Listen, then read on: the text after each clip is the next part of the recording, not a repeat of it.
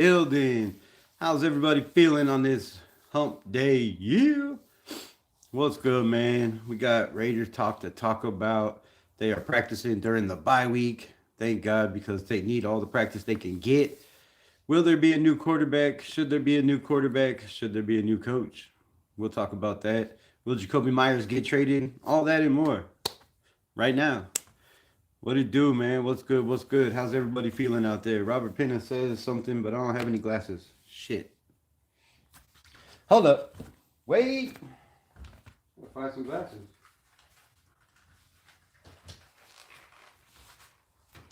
Guess these are the only ones I see. Damn. Slacking over here. Slacking over here. Put on the grandpa glasses. Pete Carroll has dementia. She is cold blind. I don't know if he's colorblind. I think he might just be blind. Like the dude can't see. But colorblind could be it. Could be it. And the bad thing about that is there's no reverse. You can't fix that. So, but if you're colorblind, shouldn't black and white be the easiest color to pick out? I don't know. I'm not colorblind. But you would think, being colorblind, that black and white would be the easiest color to pick out, right? But I don't know. Lawrence, my guy, what's good? What's good? How you feeling today? How y'all doing? Are you over the Sunday beatdown hangover yet? Man, it was ugly. It was ugly. I watched a little All 22, and I couldn't watch no more. It was bad, bro. It was bad. I don't know how Pete Carroll can stand up here and feed us this garbage, that this team is moving in the right direction, that they're getting better, that they're playing great games.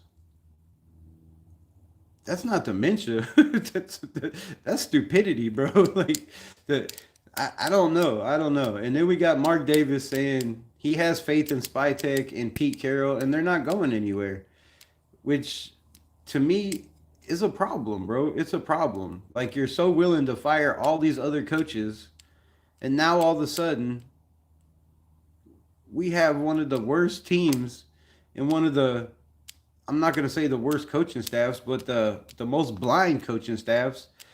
A totally, I don't even know what to call our offensive coordinator. I'm trying to use nice words here because it's supposed to be a family channel. I came on a little early, so I got to watch my language. It's gonna be rough. It's gonna be rough. It's gonna be rough. What up, Billy D in the building? Just retired, baby. Man, I didn't have a hangover. We're a bad team, bad coaching. I'm expecting the loss. Yeah, I was expecting the loss too, but were you expecting the beat down? Were you really expecting us to get beat like that? I wasn't. I wasn't. I didn't expect us to win. There had to be, everybody on their best day and then make a lot of mistakes. But man, I did not expect a beat down like that. Like, it was ugly. 3 first downs? Three? Three first downs.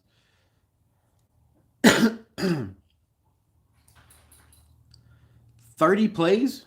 We ran 30 plays. 30.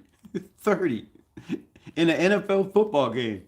Now, the only time I could see you running 30 plays is if you're scoring on 4 play drives, right? 5 play drives, big plays, right? Plays over 20 yards. Now, if your offense is doing that, then yeah, there's a reason you should only run 20, 30 plays. But to only have 30 plays in the team you're playing against, what's good, Furpo in the building? Raiders! What it do, what it do? But yeah, man, to only have 30 attempts and the team you're playing against have 30 first downs, 30 of them, we're on the wrong side of the record book once again. Once again. And it wouldn't be so hard to swallow. Like Lawrence says, he expected his team to be bad.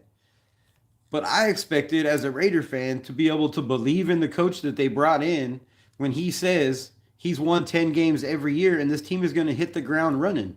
But then you release everybody that we've drafted over the last couple years that were worth a shit.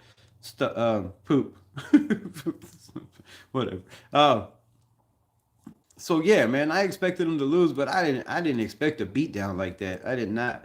Yo, hit them like buttons if you could. Get us in the algorithm. Let YouTube know that you like this content. Arnie Garza in the building. What it do, man? How's your day? I don't think we're gonna win another game this year. See, man, I just I can't. I gotta believe, bro. I gotta believe. I gotta have some kind of faith to make me want to watch these games. To make me want to do film breakdown for y'all. There's gotta be something, bro. There's gotta be some kind of faith.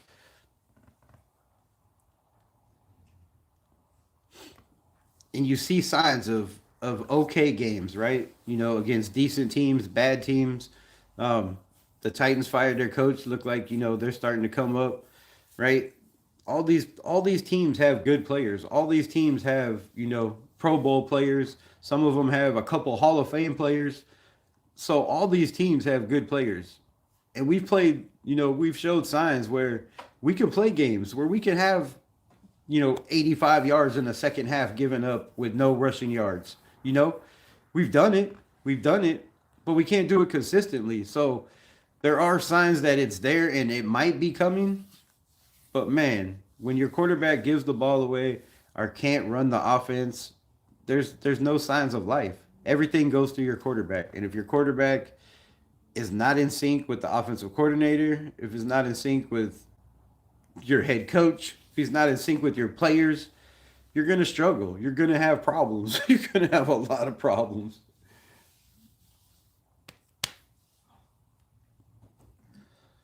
Um, but man, I hope we win another game. Biggest bust, Geno Smith or Jamarcus Russell?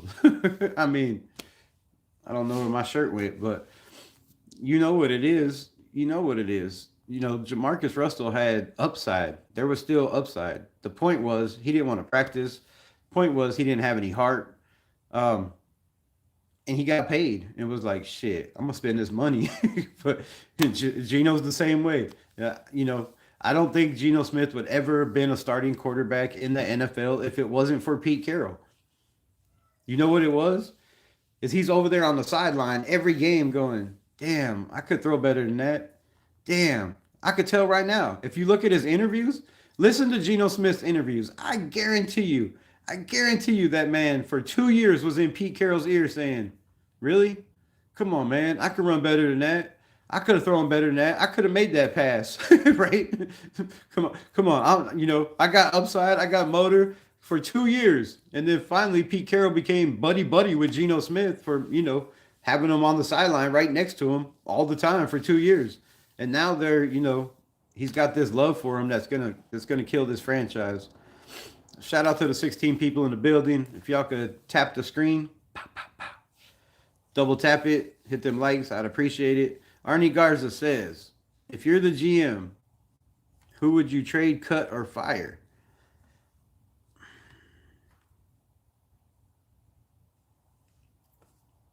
I don't know, man. I don't know. I don't know. At this point in the bye week, I would give the rookies a chance at every position. I don't know if I would fire anybody. I don't know if I'd cut anybody. I mean, there's couple people that I might cut. But since we're on the early live, we won't be as savage as we get at night. But I don't know, man. I think the rookies need to play.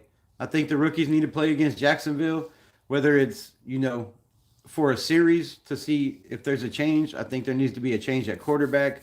I would bench Geno. You can't cut him. Um, I mean, unless you're just going to wash your hands with them now, which I would do.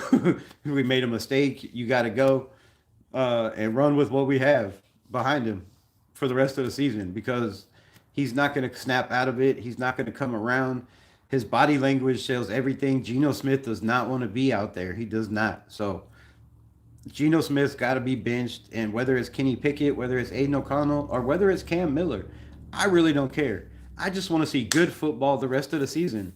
And, a couple close games that we lose. That would be great. That would be great. Because right now we're building on draft picks. But there is still a chance, some crazy, crazy chance, because, as a Raider fan, I'm always going to have hope. So there is a chance that a quarterback change, that a switching around of some offensive linemen, right? Because if you bring in Aiden O'Connell, you're going to have a center that he's played with before, which is JPJ. So you're going to have to move JPJ back to center, Meredith back to guard, and you got 2 weeks to do it. It's not a lot of time. It's not a lot of time. They had a whole off season and they digressed every single week. Like every week. This team is worse than it was last year. I know you've seen the thumbnail. Is this team worse than last year? I believe so. I believe so. I believe the offensive line is playing better than we had last year. It shows. But everything other than that is bad. It's bad. It's just bad. So if I'm the GM, I'm telling Pete Carroll, your love for the players that you brought in that aren't cutting it, that aren't making plays, that are getting cooked in pass coverage, need to be brought out during these downs, right? You need to bring in these younger guys. We want to see what, Tommy Eichenberg has been sitting on this roster for 2 years, a fifth round pick, when we could have, got a quarterback that's over there killing it in New Orleans right now. So I want to see what we have in the building, right? As a Raider fan, I want to know what these guys are. Why did they draft them? Did they draft them because of their upside? Is their upside, right? Or did they draft guys for 3 years down the line? Because if you drafted offensive linemen for 3 years down the line, you're not going to be here in 3 years. And those guys probably aren't going to play because somebody else is going to come in and say, I don't like these guys, or I don't like, that's not the system I run. I'm going to run power instead of zone scheme, outside zone, inside zone, right? So people are going to come in 3 years. Pete Carroll's not going to get an extension, bro. Come on, man. He looks 10 times older yesterday in his press conference than he did when he took the job. To me, it looks like, man, this shit's eating him up. So if I'm GM, I'm changing the quarterback.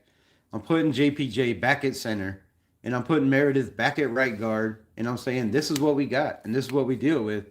And if DJ Glaze continues to struggle, I'm putting in Dalton Wagner. Why has he been on the roster for 3 years? What's he doing? That's my Arkansas boy. But what are you doing, right? Are you getting better? Are you developing? Or is he just there, right? Do they just have him there as a practice squad guy because he's a big body? And, I don't know. But what I seen in camp from Dalton Wagner, I liked. What I seen in preseason games from Dalton Wagner, I liked. He showed that dog in him, right? He was moving bodies in the run game. Why isn't he out there getting snaps? If people are struggling horribly, like DJ Glaze is, man, he's had a rough year in the second year. He played better last year as a rookie. Was it the system? Was it the coaching? I don't know. But obviously it has to be the coaching. It has to be the offensive line coach. It has to be. Did you hear the offensive line coach, Brendan Carroll, talk yesterday? Dude, how could anybody concentrate with somebody talking to you with their eyes fluttering in the back of their head like they just had an orgasm? I don't get it, bro. I don't get it. I don't know. And then every question he was asked, his answer was the exact same. Well, the guys are playing together. They're doing their job. And, they played great last week. They played great against the Chiefs. We had 3 first downs, and you're saying they played great. I don't get it. I don't get it. There is no discipline. There is no I don't know. Too much love in the building, bro. Too much love, too much feelings. You can't coach with feelings in the NFL. If you're coaching with feelings and not putting the best player out there because you don't like them, or you don't like their character, or you don't like how they act in a locker room, or because they speak up when they see something that's wrong, we're not going to ever win like that. What's my message to the world? Love.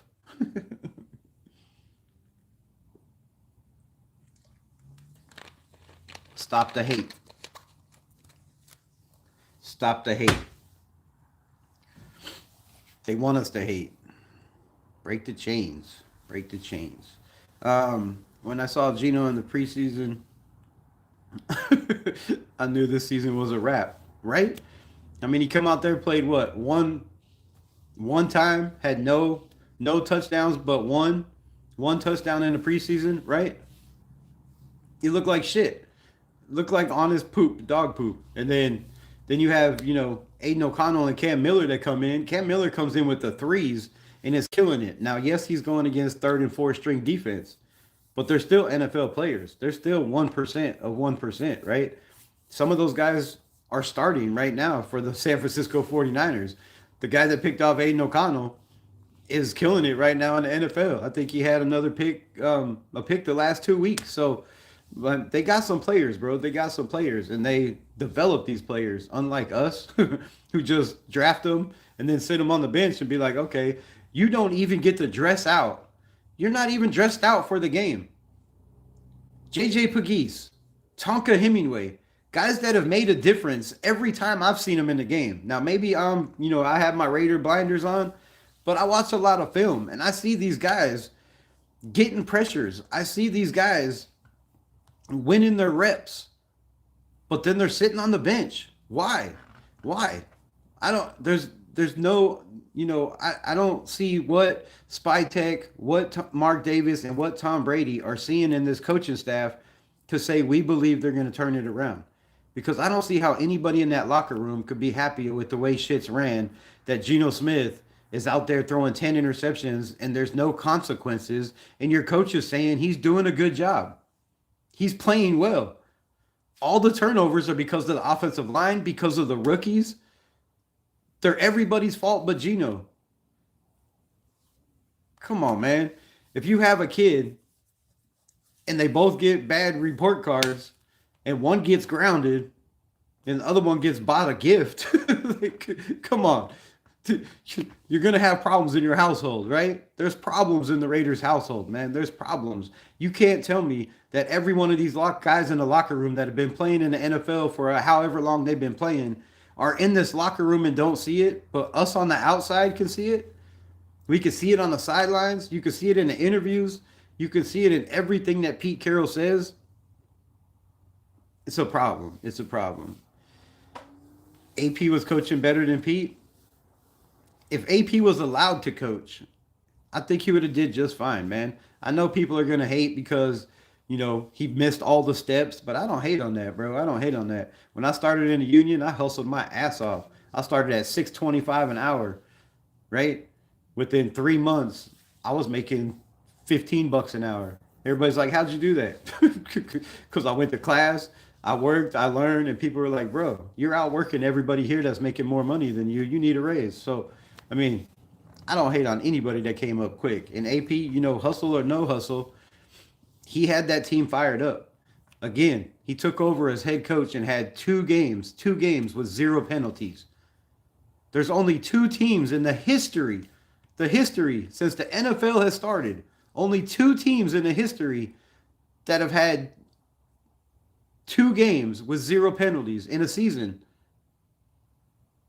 One was coached by Antonio Pierce and Bo Hardigree. Bo Hardigree? Can we bring back Bo Hardigree? I really like Bo. Just losers of decades, baby. Yes, I mean, we are what we are. Daniel Berry, what's good? What's good? I seriously think Geno might be blind. Scully C, what it do, man? Appreciate you in the building. Let's go Rams. I.E. Roger. I.E. Roger X. Salute. Appreciate you popping in. The Rams are nasty, bro. They got a damn good coach. And I've wanted the Raiders for the last 3 years. Okay, 2 years. I'm not going to lie. I wasn't doing this 2 years. The last 2 years, I've said Mike LaFleur.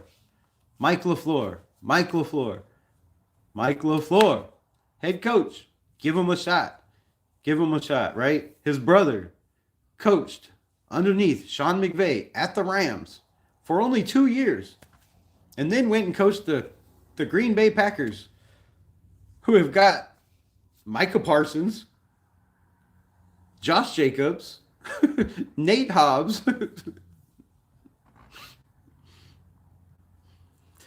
and they're in the playoffs every single year. That is Matt LaFleur, I do believe, his big brother.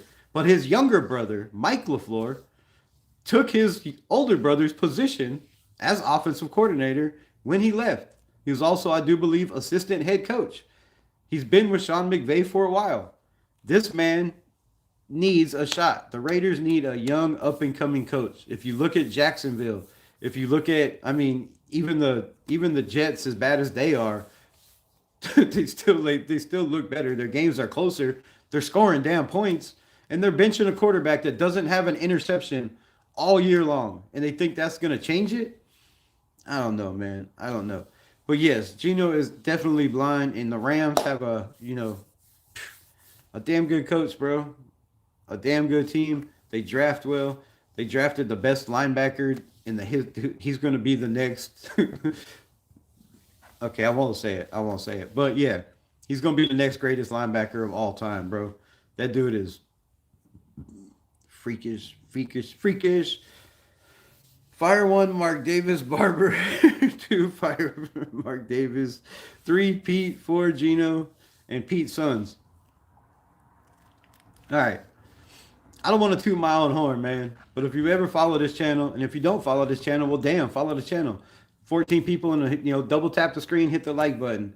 But yo, I said when Pete Carroll was hired, his sons would be coaching somewhere, and people say, "Come on, man, he's not going to bring in his sons to coach.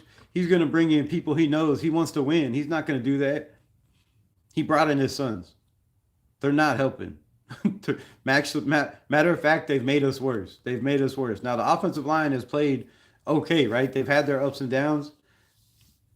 But the scheme, man, the blocking scheme, the people not knowing, the guys standing around looking side to side like, damn, I forgot which way I was supposed to go, right? Was the mic on the strong side of the field? Was the mic on the weak side of the field? Was it whatever you want to call it, boundary side, field side, right? Where's the mic? Nobody knows. Nobody knows, bro. Nobody knows who the damn mic is. No, it's not the mic linebacker. No. It's where you're blocking. Which way are you going, right? Your mic's over here. You're probably blocking that way, right? You got guys blocking this way. You got guys blocking this way. You got guys spinning around in circles, screaming sourdough. They got fucking, I don't know, bro. It's horrendous. It's not even football. At some points in the game, it's not. The offensive scheme, man, running up in this damn trips wide with 2 tight ends and a receiver, like the same set, and you're running the same damn routes, right? Everybody's running up and ends. It's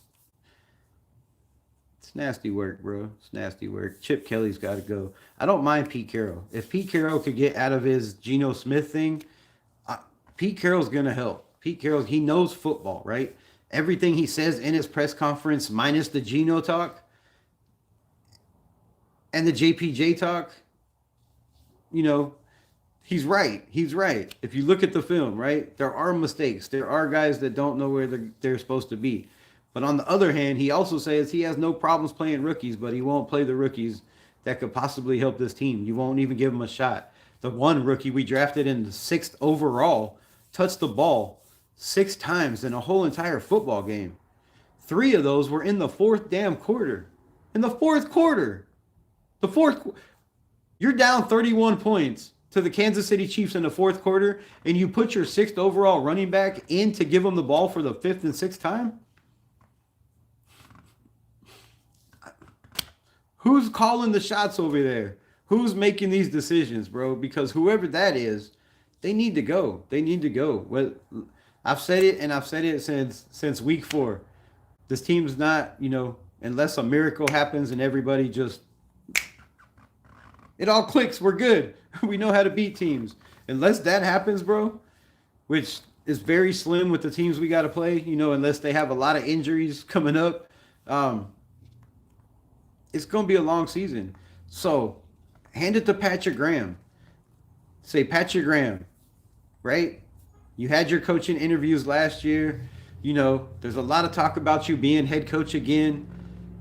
Show the NFL that you're ready to be a head coach. Show these owners that you can run an NFL team. And I think Patrick Graham deserves that. I think he's been there 4 years suffering with head coach after head coach after offensive scheme after offensive scheme. And his defense is constantly out on the field. Like they pretty much they should just put a mailbox out there. They live on the damn field. That's a problem. When your defense is out there, I'm not even going to talk about the time of possession for Kansas City, bro. Not even going to talk about it. But when your defense is out there that long, the point is Patrick Graham deserves the opportunity. He was overlooked. He was overlooked for Antonio Pierce. He was overlooked for Pete Carroll. He was overlooked for Dick Daniels. He's been overlooked, man. He's been overlooked. A lot of people say he's next up, right? He's next up.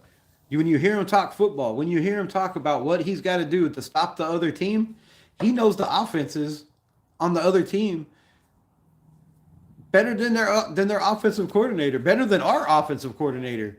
So if it was me, bro, and I'm GM, I'm putting Patrick Graham in charge and saying you're the interim head coach.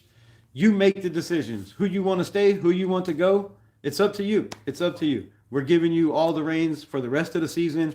And if you turn this team around, you got 2 years. 2 years. And I know people are going to be pissed. But in 2 years, I believe with Spytech, with somebody that Spytech, is going to listen to Spytech, that he can do his job and bring in the guys that he wants, which, I don't know how much of the guys in this draft were Spytech guys, right? I can tell you Ashton Jeanty wasn't a Spytech guy. I could tell you Dante Thornton Jr. wasn't a Spytech guy. More than likely, Cody Lindenberg, like none of these guys, I believe, were Spytech guys. These were all Pete Carroll guys that he's not playing because when he got them into camp, he was like, damn, these guys aren't as good as I thought they were going to be. Are they not as smart enough to learn the system fast enough as I thought they were going to be? And that's a problem. So do we keep doing this and hoping, damn, maybe next year we'll be good? And, Gino will learn after a year, after 15 years in the NFL. This year will finally be the year that Gino learns? Come on, man. What are we doing to ourselves? Out of the starters, name 10 players that will start for another team. I'll wait. We're a good team that has been bad for a long time. And we get average when proclaim the stars. When he's AP. The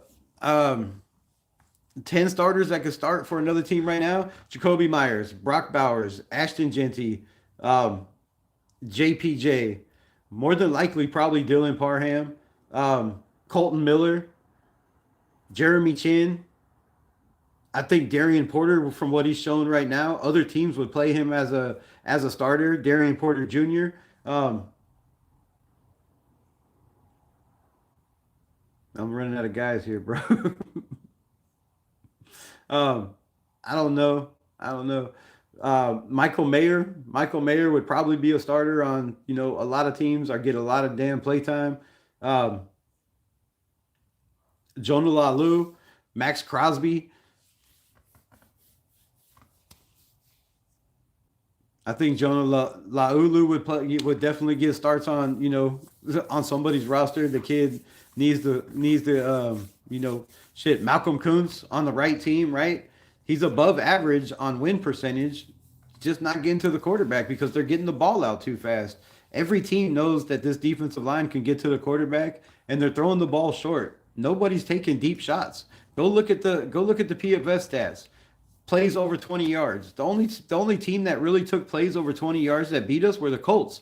Everybody else has thrown the ball 5-10 yards and just picked up 15 or 20 yards after the catch because we can't tackle.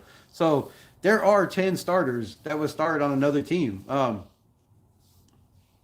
There's a couple guys that that are sitting on the bench that I think could possibly start on another team. I thought in camp that Will Putnam showed again. He can run the team as a center, right? There was a couple plays where he got beat up, but the guys next to him, the guys next to him was Leaky Fatu, or Lackey Tassie, who have never even been in the NFL before. So you got Lackey Tassie next to you, and then you got Jared Hufford or something, I do believe, on the other side. Um, oh no, it was Lackey Tassie and Mafai or whatever that's still on the practice squad. So you have both of these dudes that have never even played in the NFL before next to next to Will Putnam. So man, I don't know. There's guys on this roster. There's players that can play. I know Darian Porter Jr. Like I mean Decamarion Richardson. If you give that man time to play, he's shown that he took leaps. In preseason, I showed him. I seen him playing way better than Kai Blue Kelly is right now. Even Eric Stokes at time, right? Eric Stokes might be a starter too, right? He's been, holding it down a little bit, but yeah, I get what you're saying. The team it's not great, bro. It's not great. I want Easy E Raider back, Raiders back. Man, the Raiders NWA team, what was that? How long ago was that? I have more hope that we can win the Powerball more than winning another game. Damn. Well, I hope if somebody wins the Powerball, it's me, bro. Please be me, please, please. I could definitely use winning Powerball. Um, more loyal. What? Richard? What? Moorhead? Moorhead? I don't know how to say that. You're more loyal to the team than they are. Players leave teams, teams live city, fans stay loyal. I mean, that's all we got, bro. And I mean, I got this shit tatted on me. Raider family. Like, shit. I love this team. 50 years, bro. 50 years I've been watching this horrible team. Not hating, but the Raiders are horrible. Shit, that's why we're here talking about it. What can we do to get better? Let me know, Rod. What are your takes? The Raiders are horrible. Okay, but tell me something we don't know. How do we fix it? What needs to happen? What needs to happen? How do we make the Raiders better? Anybody got any takes? Rattler is definitely not killing it. I mean, but look at the team he's got. Look at the offense. Look at the offense. You got guys that don't want to be there. You got an offensive line that where he has to run for his life constantly. Like the dude's just flying around. And he's still making plays. Like he's not killing it. But, for a guy drafted in the 5th round, he's playing better than most 5th rounds that I've seen, not named Aiden O'Connell, who was drafted in the 4th. But he's playing all right, bro. He's playing all right. He's playing good enough to keep the 2nd overall pick on the bench that they drafted last year. I mean, he's playing pretty damn good to me. But no, he's not killing it. You're right. Do your best Trump impression. I don't even know what Trump sounds like, bro.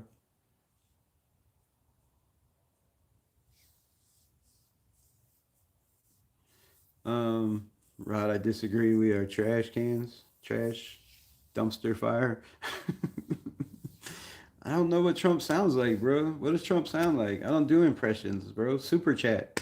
$20 super chat. I'll do my best Trump impression. Like shit. I'm not a monkey, bro. You gotta put money in the basket. All of us have watched enough football to know a good team, what a good team looks like. Oh man. We're not that. I mean, obviously, not all of us have watched enough football because the coaches seem to think we're a good team, bro. Pete Carroll thinks we're a good team, bro. He thinks his quarterback is great. They wrote me off, but I didn't write back. I told you because Gino don't know how to write, bro. He don't know how to write.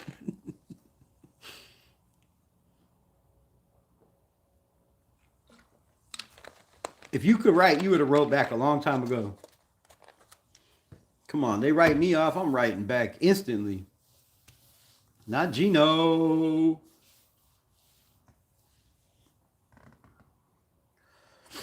Yeah, Gino, the other team's defense probably took your pin too.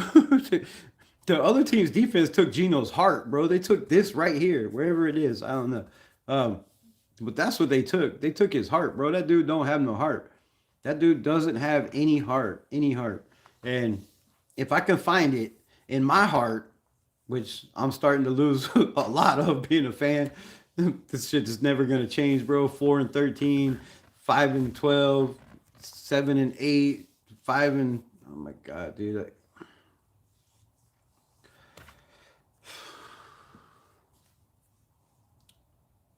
Hold up, I got that right here. Let's read this off. It's all feels shitty together, right?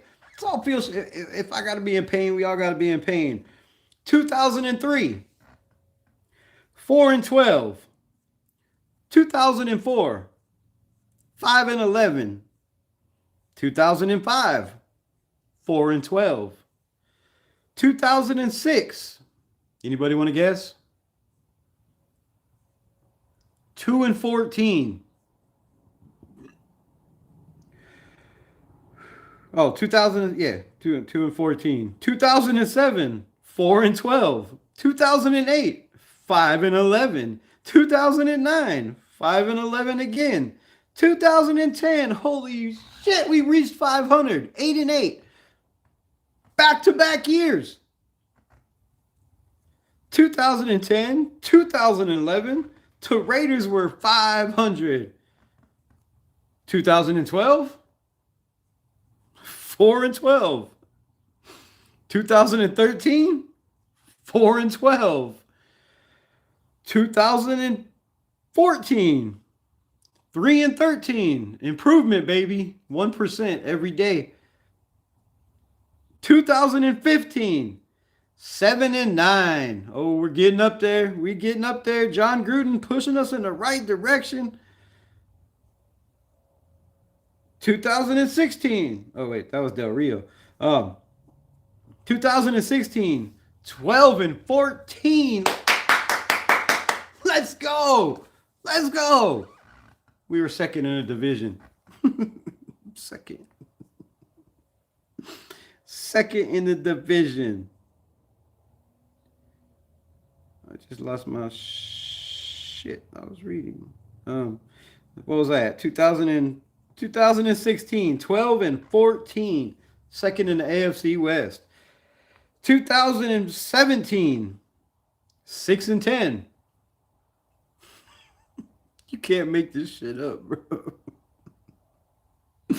2018, 4-12. 2019, 7-9. 2020, we moved to Las Vegas, 8-8. Yeah, 500. 2021, the second year in Las Vegas, 10-7. John Gruden gets fired. Intern head coach. Boom, comes in fighting with the elbows.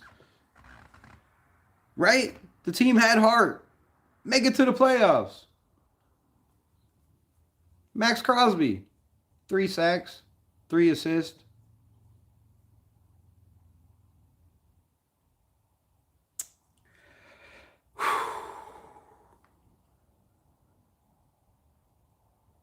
That wasn't good enough.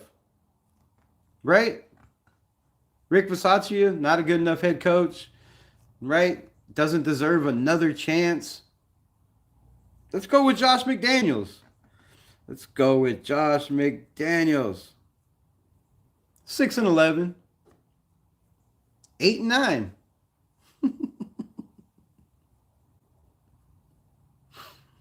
Let's try again. Let's give AP a shot. 4-13.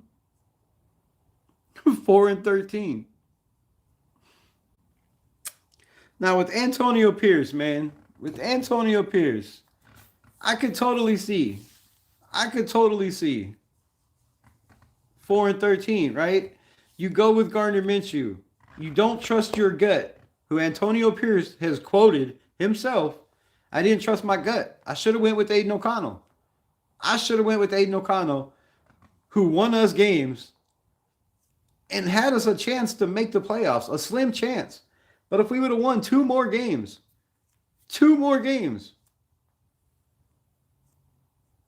defense let us down in those games. I do believe. Defense let us down against the Colts, right? Right? Max Crosby Calling Gardner Minshew little ass boy.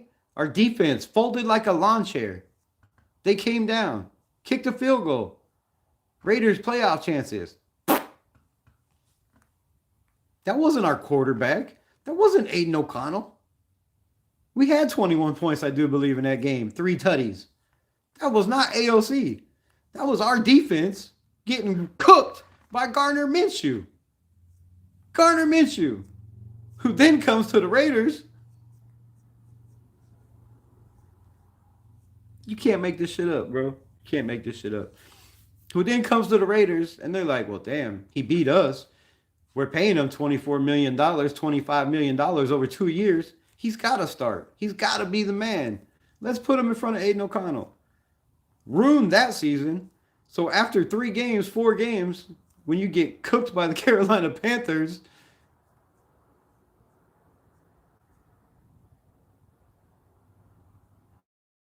he knew the season was done. Max Crosby gets hurt. Malcolm Kuntz got hurt before the season started. Christian Wilkins out for the season. Marcus Epps out for the season. Nate Hobbs out a couple games. Divine Diablo out a couple games. Back in, out again. Nate Hobbs back in, out again. We had stars on this team last year. We had guys that people are saying, but they didn't make the Pro Bowl. No. Who the hell makes a Pro Bowl besides Max Crosby on a 4-13 team? Who? You know why the Raiders don't have Pro Bowls every year? Because we suck. We are trash every year. I just read our record. Since 2003, we've had 4 years. 4. We were 500 or above. 4.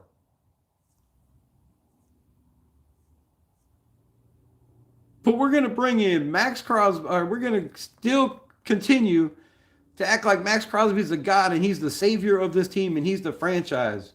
Because that's all we have. That's all we have. They gave everybody away worth of shit. They gave Derek Carr away. Here, just take a top 15 quarterback in the NFL. You can have him. You can have him. You ain't got to pay us. You ain't got to give us nothing. And we wonder why this team is so bad, bro. We're recovering. We're recovering from stupidity.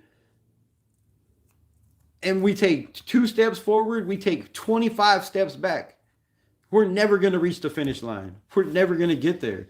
And we're thinking Pete Carroll is the next way, bro. Even if he does by some miracle,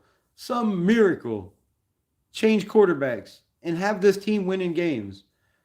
Okay, so we get a lesser draft pick. There goes our chances of a quarterback, right? There goes our chances of the best offensive lineman in the NFL draft. There goes our chances of the best corner in the NFL draft. There goes our chances of a linebacker like Jahad Campbell, who I said we should have moved up and got at 32.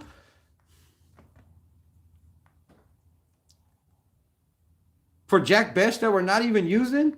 You don't think the Raiders had enough draft capital? They could have moved back up to 25 and got Jackson Dart. They could have moved back up and got Jahad Campbell. They could have moved back up and got Nick Eamon-Wari, who has Seattle's defense playing top 5 lights out right now. Okay, maybe not top 5. They give up a little points. But Nick Eamon-Wari is killing it out there. How many times on my lives going through the draft and doing draft boards did I say Nick Eamon-Wari fits Pete Carroll more than any player in this draft? They could have moved back up and got that kid, bro. But instead, we get Ashton Jeanty. Let's talk about Ashton Jeanty. And I know I'm way behind in the chat, but leave your comments because I will get to them. I'm not going to quit. I'm not going to give up at halftime. I'm going to read them all. So make sure you get your comments, hit them like buttons, double tap the screen. Ashton Jeanty, bro. Ashton Jeanty. Yes, I wanted Ashton Jeanty. I'm not going to lie. I thought it was a great pick. But I also said, if we go get run blocking offensive lineman, DJ Glaze was not it, I said. You have to go get stronger on the right side. If you watch a lot of film from college, Ashton Jeanty's, most of his biggest plays were on the right side of the field, right? He's right-handed. That's the way he likes to run the ball. Our strongest side is on the left, right? if you watch film on Ashton Jeanty, and like I said, if I could find it in my heart to come back on again tonight, probably like 9, 10 o'clock, it might be late, and break down some film, bro, there are holes. There are holes where Ashton Jeanty makes his cut and decides to go the wrong way into the damn offensive lineman, just like last year, bro. Just like last year on Monday Night Scrutiny, which I haven't done this year because it's not even worth it. But last year on Monday Night Scrutiny, we broke down every single play of the running backs, the quarterbacks, and it was bad, right? Zamir White constantly running into the offensive line. Who was the other running back? Amir Abdullah constantly running into the offensive line. Amir Abdullah's, playing pretty well where he's at right now, right? He got more touchdowns over there than he had with the Raiders in the last 2 years already. So, man, we got to do something about this team, bro. We got to do something. It's the coaching. The coaching come in and took a team that was competing last year, the year before, and blew it all up again. And there's no fight in this team, bro. You could see in the body language on the sidelines. You don't see Max Crosby going over there and yelling at his guys. You don't see Max Crosby over there bumping people, firing people up, right? When Jonah Lalu got a sack, Max Crosby walked up and walked away. Devin White's over there pounding him on the head, hugging him. What's up? Yeah, yeah. Landon Roberts over there. The rest of everybody on the defense is over there, pumping up Jonah Laulu because they know, right? The kid had the didn't think he should be here, right? Had the imposter syndrome. I did a live on that. I did a breakdown. Go watch it, check it out. It's a real thing in the NFL. Just because these guys make money and they're in the NFL doesn't mean that, they have the mindset to believe that they belong there, right? And Jonah Laulu was one of those guys, right? Number 96 for the Las Vegas Raiders. If you don't know, go check him out. The guy's a dog, man. I said since the Raiders brought him in, when the Colts let him go, I was like, bro, this kid's going to kill it. He's got a motor on him. He's a Vegas boy. I know some people from Vegas that seen him play in college, in high school out there. The kid, I don't know, they let him go because maybe the imposter syndrome, right, was getting to him and he didn't think he belonged there. But you need your number one player and your GOAT, right? The face of your franchise should be the first one over there bumping that dude up and showing him love, right? Instead, just walk over there, bow, and then, walk away. Come on, man. That's your guy. You look at any other team, their captains are over there, going crazy when guys get an interception, when guys get a fumble, a strip sack. These guys are losing their mind, bro. Like there's no livelihood on the sidelines at all. Whether we're up, whether we're down, even when we were winning in a couple games, right? The sideline just they didn't look like they were involved much. So you hear Pete Carroll say, oh, even though we were down by 31, right? The defense never gave up. They all had high spirits on the sidelines. Geno Smith was like this, bro. Every time he went to the bench, he didn't talk to nobody. He didn't go pat his offensive line and say, come on, man, get your shit together. I'm getting cooked out here. Whatever your problem is, right? He's not going up to the rookies and saying, yo, man, come on. I need you to run these routes, right? Get your head in the game. You know the plays, right? Come on, I'm going to throw you the ball. I'm going to get you the ball, right? I see every quarterback in the NFL doing that. I don't see Geno Smith doing that. I seen Aiden O'Connell doing that, bro. I seen even Gardner Minshew last year doing that. For a little while, he'd go over there, talking to the offensive line, talking to the running backs. There is none of that from Geno. He's not trying to get anybody in the game, right? He's moping around like, come on. In the fourth quarter, it's 3rd and 17. We have the ball on the 12-yard line. Why he's in there, I don't know. He shouldn't be in there. But you know what Geno does from the 12-yard line? He backpedals 12 yards into the end zone and then throws the ball on the ground. Literally on the ground. The one time he started to run and had a first down, he ran and said, there was nobody around him. One guy coming. You could have easily made the first down, bro. Easily. Instead, you're looking like this, somebody to give the ball to in a panic. That is not a leader. How can Pete Carroll say he's a leader and he's leading this team in the locker room? Like how? How could anybody sit there and listen to what he's saying in these interviews, throwing your rookies under the bus? Your coach says we're a win now team and we're going to win, over 10 games because I've done it everywhere I've gone. And then your quarterback says we're a rebuilding team. We have a bunch of young guys. This is a rebuilding team. So your quarterback is saying it's a rebuild, but your head coach is saying we're going to win now. We're going to win now. But everybody's on the same page here? Hell no. Crosby needs out of there. Shout out, Rod. I don't think we could even beat a high school team right now. I mean, we can beat ourselves. We beat ourselves to death. Nobody beats the Raiders like the Raiders beat the Raiders. And, the one time I heard Geno say anything that was worth a shit is he was right. The offensive line did make some mistakes at key times, right? When we finally get a first down or get a decent play where somebody breaks a tackle and makes a move and picks up yards after the catch, which was very, very seldom, it's called back. It's called back because of a holding call or, a false start or something stupid. So I get that part of it. But to be a leader and say you're a leader and go out there and throw guys, under the bus by their name, Jack Best, he's coming along, he's good, but he's a young guy. We're a developing team, right? He needs to learn. He's open every time. Every time he runs a route, he's open. Every time Geno's thrown him the ball, he's caught it.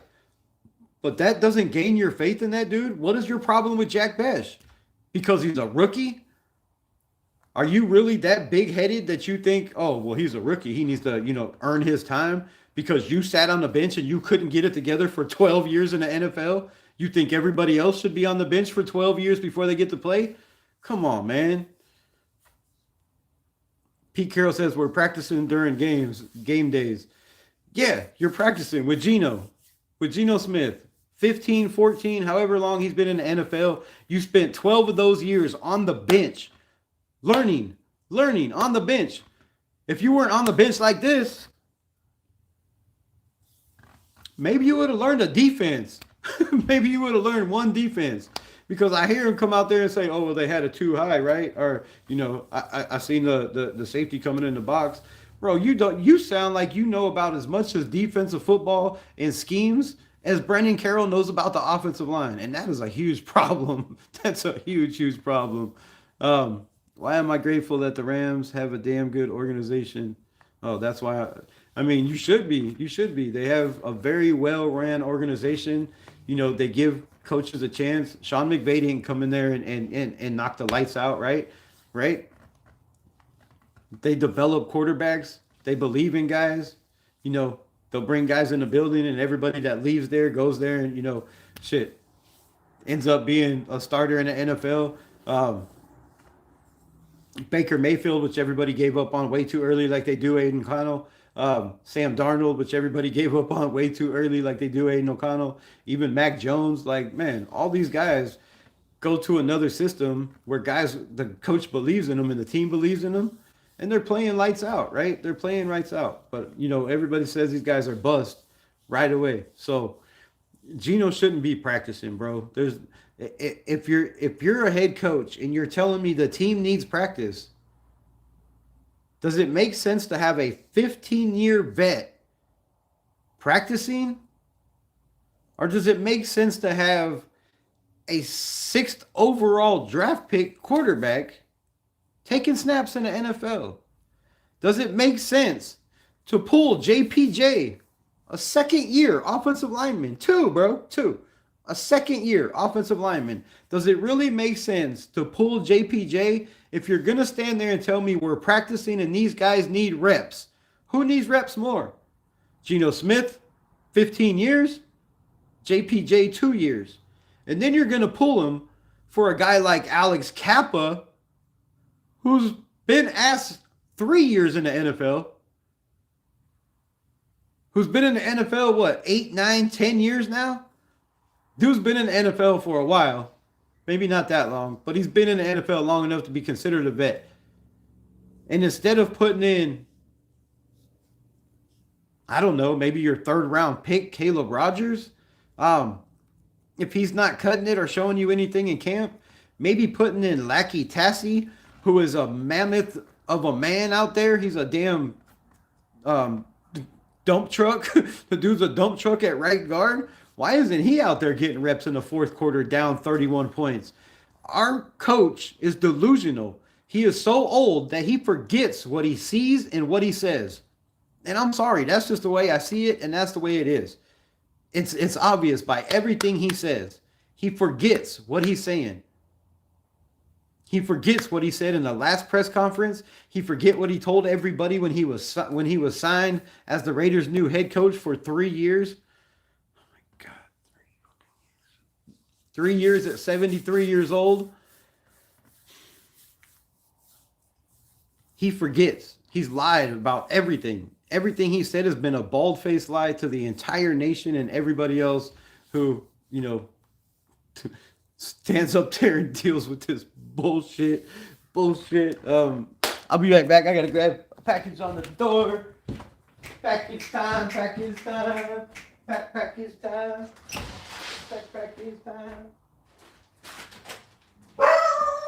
It's just me. It's just me. Nobody's here. Nobody's here. Nobody's here. Nobody's here.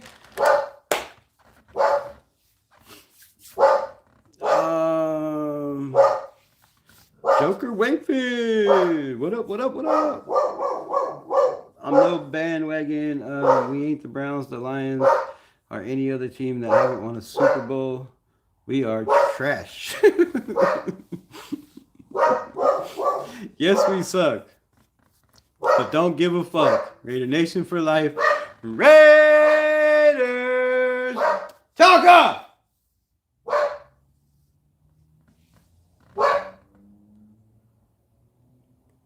This dog's about as smart as Pete Carroll and Geno Smith, bro. She's gonna keep thinking somebody's here and doesn't know my voice by now.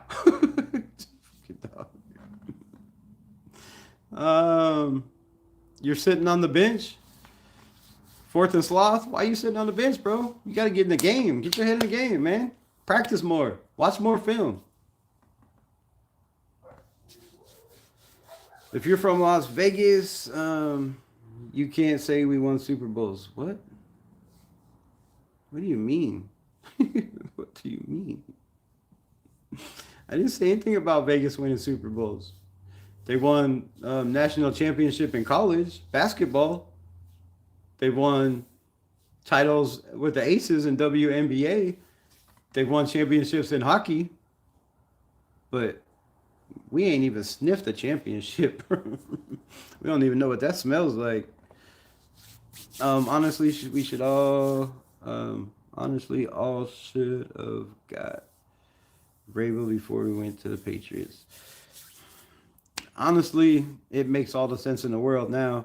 But, the Raiders have it in their mind that if you bring too many players in from another organization, it's the Patriot way or the Browns way, or now it's the Seattle way because, Pete Carroll keeps bringing these washed up Seattle players over here thinking he's going to recreate the Legion of Doom. But yeah, man, Vrabel would have been a great choice now looking back at it. I was one of those dudes, right? I seen his time in Tennessee, and I know, some of those guys played from him, but his time at the end, a lot of his press conferences got kind of stupid. He was saying the wrong shit, saying some dumb stuff up there, and, his team gave up on him. So he took, some time off and realized his mistakes, and he's over there killing it right now. And yes, it was definitely a mistake to not bring Mike Vrabel in the building. NFL is boring. Real football is with a round ball. No, bro, that's soccer. That's soccer. It's got black and white dots on it, or at least back in the day when I was. But nah, bro, that's a soccer ball. That's not football. Just because you kick it with your foot doesn't mean it's football. What's shaking, Kevin Bacon? What's good, Kevin Gonzalez? Appreciate you in the building. Flopping around like a blah, blah, blah, laughing my ass. What do you think about Bain, the defensive end from Miami?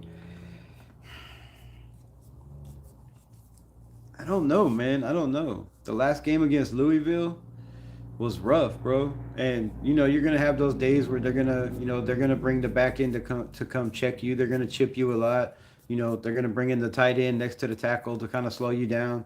Um, but I think there's a lot of upside there, right? He's definitely a guy that, with the right coaching, um, in the NFL could be a problem. I don't know. People saying he's number one overall in the draft. Some people got him, at second or third. I don't know if I'm that big on him yet. I still got to see more. And, for me, I'm more of a combine guy. Like, I like to see what how their RAS score in the combine, right? What are these guys? Long jump, are they explosive? Do they have speed? Because, if you're a defensive end and you're not explosive and physical and strong, you're gonna have a rough go at it. So, I like to see these guys get up there and do the bench press, see how powerful they are, see their long jump. It shows your hips, how explosive you are, and then I kind of make the call. But as high as he is right now, I don't think we're taking you know a defensive end that high, bro. I don't know. Versus a beast, bro. Um he's gonna be that dude, bro. He's gonna be that guy. He reminds me a lot of um that guy that used to play for the Ravens. I don't want to say it, bro. I don't want to jinx him, right? I don't want to jinx him. Because the he's got talent, but he's got that instinct, man. He's just got that dog mentality. Um, where Green Jacket's just a waiting if he stays healthy. Our gold jacket. That's like Green Jacket. That's golf. The hell. But yeah, I like Bane, man, and depends on where he falls. I don't know. Keep your head up. Time will come eventually, man. I'm 50 years, bro. I'm gonna be dead soon. Like, come on. I got problems. I got health issues, right? Like, I ain't gonna be here forever. And I would like to see my kid and my grandkid, my grandson, see the Raiders win a Super Bowl. I already seen him win one. I was shit 8, but I'd like to see him win 10 more, bro. 10 more. um, you identified the Mike linebacker to determine if you need to adjust your blocking sense of pressure, fronts, and routes. Did I say something different? East Coast Gridiron in the building. What's good, my guy? Appreciate you popping up. Raiders effing suck. I love it. Man, why you wanna waller in our misery, bro? That's not even right. It's just dirty. Who we play next? We play the Jacksonville Jaguars. My guy East Coast Gridiron's team. With the quarterback that he said was ass. I'm just giving you shit, bro. Don't always be so sensitive. I'm messing with you. I thought we were friends, so I thought I could joke. Um, Trying to tear me up on X the other day. I was playing. um, Rumor is Raiders aren't listening to any trade offers for Max Crosby. I mean, yeah, slamming Sammy Joe. What to do? What to do? The NGL, if the deal is good enough to be tempted. But what's good enough though? What's good enough? I'm sure everybody that's called has offered at least 2 first rounds for Max and a player, or maybe a fourth or a fifth, or a fourth or a fifth next year. You would think. I don't know. So uh, by the time the team is built to go for glory again, Max will be in his 30s. I mean, that's where I'm at. That's where I'm at. I love Max Crosby. I love everything he's done for the Raiders. But we did the same thing with Khalil Mack, right? It's a nice ass bike. We did the same thing with Khalil Mack. A new coach came in. They got rid of their guy. Um, they got a bunch of draft picks. Ron Artest, Ron Arnett, Damon Arnett. I mean, so they got Damon Arnett and Ron Artest, and I don't even know who else from that draft, but it was never. Let's not talk about that right now. Raider fan for life. What's good? I appreciate you. Broncos in the AFC West. Yeah, I called it before the season. I said the Broncos win the division this year. I thought, it's going to be the Broncos in a battle for second between Kansas City and the Chargers. And, if God was good, we might be somewhere up in there. But come on, we all knew Geno was going to be Geno. Broncos, what the hell? Damn, let me turn this more because I cannot see with this light on my shit. Broncos playing good ball, but Giants should have won the other day. That dart is going to be something special. Yeah, and I was on that dart train from 2 years ago. I said that's going to be the number one draft in the NFL, and should have been. In my opinion, he's better than Shador. He was better than Cam Ward, um, and I thought he was going to be the best draft. Like I compared him, of course, to Josh Allen. My guy East Coast Gridiron in the building said there's no way that was a horrible comparison. He was nothing like Josh Allen. Man, I think there's a lot of comp there, right? The guy is fearless. He's going to run head first. He's going to turn the ball over, but he's going to make plays. That was Josh Allen the first 3 years he was in the NFL, in my opinion. So, I would have took Jackson Dart at 6. I said it over and over again. I would have took him at 6 if the Raiders could have traded back from 6 and got an offensive lineman, somewhere in the teens and possibly move back up into the first would have been great last year, but they don't listen to anybody. Question: if Bowers and Max are 1 and 2 as our best players, who is our third, fourth, fifth best player on the team? I mean, you have to give it to Ashton Jeanty, right? He's the only person that's been drafted in the first round for a long time. And as much as I hate to say it, probably Colton Miller. Um, oh, you said Jeanty? Oh, and Jeanty? Possibly 3, 4, and 5. Oh, I'm reading the wrong one. My bad. Slam and Sammy says JPJ, Miller, Jeanty, probably 3, 4, and 5. I mean, that's pretty much what I was going to say. But there's upside, right? There's upside. I don't know. I don't know. That's probably right. It's probably JPJ. Slam and Sammy had it right. JPJ, Colton Miller, and Ashton Jeanty. I mean, you can probably throw, maybe Jacoby Myers in there. He's been our best, offensive guy lately. But there's not a lot. There's not a lot, bro. 31 and 0. Rebuild for the next 20 years. I mean, we've been hearing that for 20 years. Robert Pena, come on, man. You're the Godfather. Pull some strings or something. Don't you have your mafia people that you can go over there and, rip Mark Davis up by his little toupee and make him do something? Do something. I don't know what. Question: out of 32 teams, where do the Raiders rank at 2 and 5? I believe they rank 30th right now. They get rid of Geno, and that somehow this offense works, which is not with Chip Kelly going to work. 30th. 30th. Really the only team that I see, shit, maybe even 32nd, bro. I mean, to be honest with you, I mean, the Browns won a game, and, a game they weren't supposed to win. The Titans come up and win a game they weren't supposed to win. The Giants should have won a lot of games that they weren't supposed to win.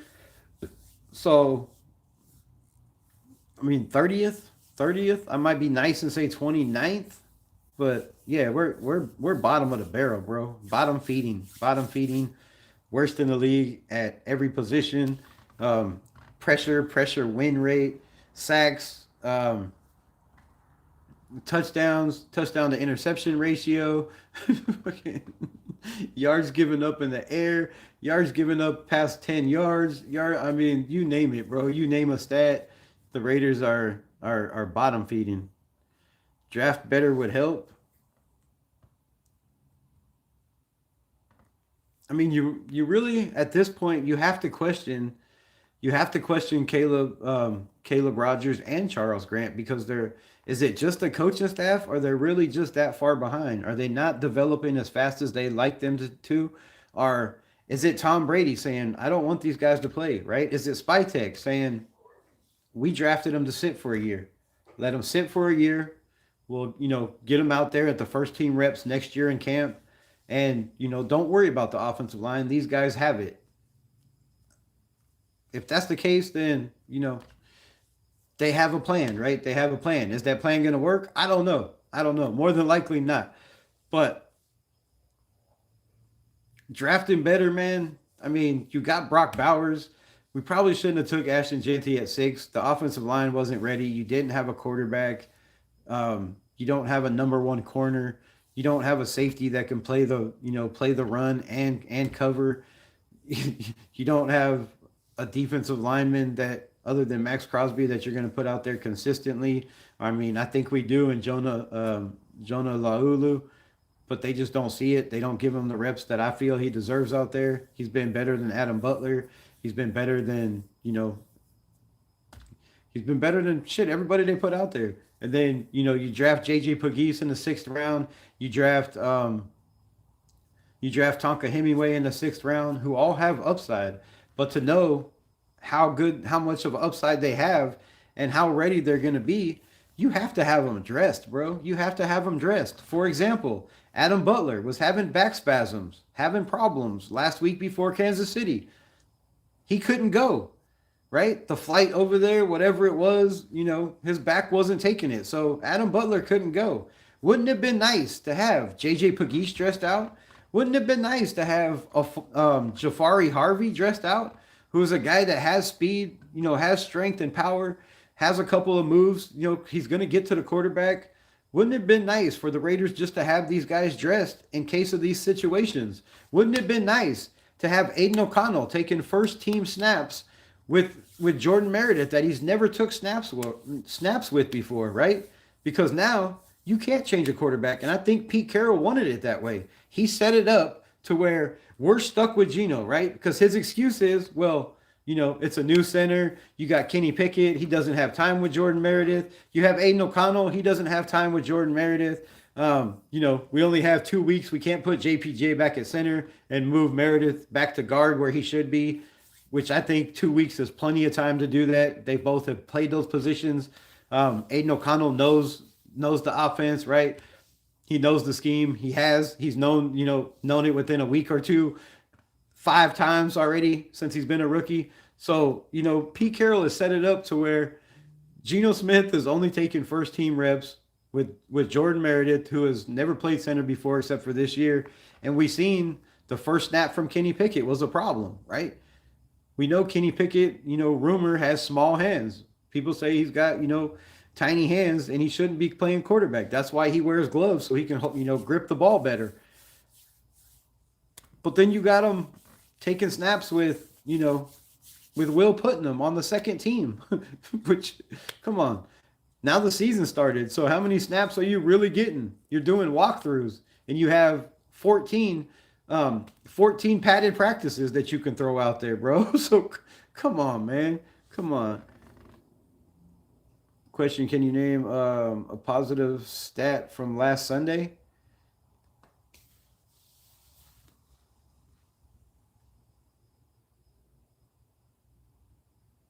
Mm-mm. Yeah. Yes, I can. Yes, I can. I can. It is our cult. It is our kicker, the man, the myth, the legend, right? And AJ Cole. AJ Cole pinned them inside their own 5-yard line 3 times. 3 times. All 3 of those drives. They had a 97-yard, 11-minute drive. They had a 85-yard drive and an 88-yard drive. All 3 were pinned inside the 10-yard line by AJ Cole. So, special teams, right? Who everybody's been talking about, special team coach needs to go. Time to get him out of the building, right? Our special teams is ass. We got the wrong guys out there. I've been saying it, more than anybody probably. So, I let it crust up, bro. I mean, Why wipe your ass when you got to shit again, right? Stupid. Clown talk. So yeah, that was the positive. Special teams, they played good. You know, AJ Cole put the ball where he needed to. Special teams came down, they made tackles, they got, the defense just couldn't do nothing. The defense couldn't do nothing, bro. Nothing. And we hear all this talk, right? I hear content creators saying trade Devin White. What are y'all smoking? Do you even watch the film? Do you watch film? Devin White. Yes, he had a sack for a fumble. And yes, he had an interception 2 weeks ago. But coverage wise, he was a 38.6 coverage grade, bro. He has a 52 run grade. Overall, he's in the 50s. That is bottom barrel of linebackers in the NFL. A Landon Roberts is right next to him. Jamal Adams, playing better than both of them, is out there less than all of them. Do we really want to win? Do we really want to win? It's like AP when I was saying earlier. AP seen after 3 or 4 games that this team is not it. And Gardner Minshew was not it. They needed a quarterback. They wanted JD5. They needed an offensive coordinator. They wanted Lane Kiffin. They wanted Cliff Kingsbury, right? If AP would have got what he wanted, man, we'd be talking playoffs right now, I think. I really do. I really do. I really think we'd be talking playoffs. With Brock Bowers, with a rookie quarterback, with the defense, with Robert Spillane, Nate Hobbs, all these guys that are killing it right now. Divine Diablo, all of a sudden learned how to tackle. Shout out to Divine Diablo. Hope you get well soon. I don't know what the injury was, but he was hurt Sunday night, I do believe. Just had my first prostate exam today. Kind of liked it. Well, bro, then that's a problem. That's a problem. It's a big, big problem. Yeah, I like Dart. He's cold. Solo G, what's good, man? Arnie Garza, let's trade for Riley Leonard, please. Man, I try to tell y'all. Riley Leonard. Riley Leonard has moved from 3rd to 2nd on the depth chart in front of Anthony Richardson, who was drafted 3rd overall, I do believe, in the NFL draft. 1st round, 3rd overall. Teams moved up to get him. He is now 3rd string behind Riley Leonard. Just a kid that lost one game his college, in his college senior year, and then won every single game after that except for the national championship, bro. Riley Leonard is a dog, man. He has heart. He reminds me a lot of Jackson Dart, similar. He needs to work on throwing the ball because they never let him throw as much. But at Duke, when he was at Duke, he was okay. I really liked Riley Leonard. I would have definitely used a 5th round pick on Riley Leonard. Come on, man. Come on. This team would be crazy good right now. As soon as, I guess they would have never took Geno out anyway, so we would never know. He wouldn't get to play. But yeah, if we had a decent coach, and I'm going to say it, Greg Olson, bro. Greg Olson, I think your time is up as quarterback coach, bro. You're trash. Geno can't be this bad. How do you make Geno this bad?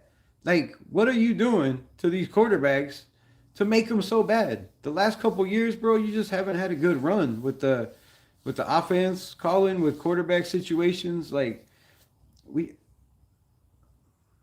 you really can't hear me? Am I really just sitting here talking this whole time?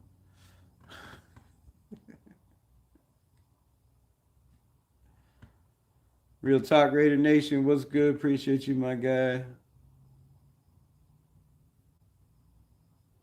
Just losers for decades. That hurts. GeoMex in the building. 2016 Raiders were 2-12, and then Carr got hurt. Yeah, man. Yeah. Lost the last 2 to the Broncos, beat us, and the Chiefs won the division. Raiders won't lose this week. No shit.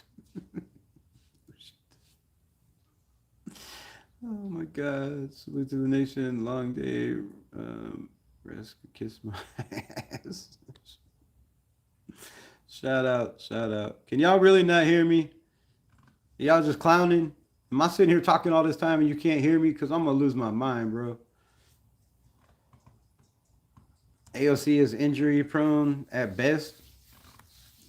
I mean, yeah, when you're running out of the pocket, when you don't know how to slide, when you have no protection. But if you give that man 3 seconds, he's going to kill teams, bro. He's going to kill teams. He showed it over and over again. $400 for what? Jeanty is only the wrong pick. If they were complaining on moving up and getting a franchise quarterback and said Jeanty and Geno would be fine. I think, you know, Jeanty, I'm not impressed by his vision, dude. And like I said, if I could find it in my heart to come back and do some film breakdown, later on tonight, we're going to watch not only last week's game because he only touched the ball 6 times, but man, I've seen so many big play opportunities where he just seems like he's not into it either. It looks like he's like, bro, I wasn't ready for this trash ass team. I was not ready for this. $1,000 for what, bro? Send me $1,000. My Cash App's in my link in the bio. I'll take it. The punter, LOL. Yeah, that's what I have. The punter. Brock will be a Pro Bowl regular. Not if he can't stay healthy.